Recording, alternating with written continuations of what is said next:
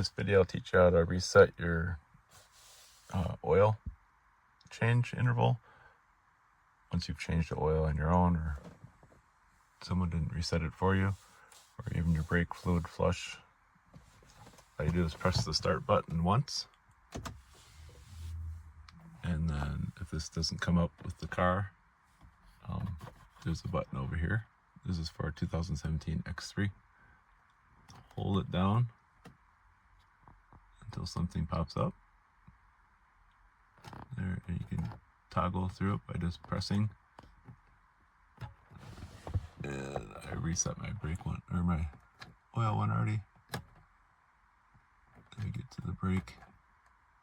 All you have to do is when you get to the one that you want, hold it down until it says reset. Hold it down again. Hold it down again. And it'll hold it down until the progress ends. Once it's done, then you can release. That's it. You can do that through every one of these things that you want. And I hope you enjoyed the video. Please like and subscribe. Thanks for watching.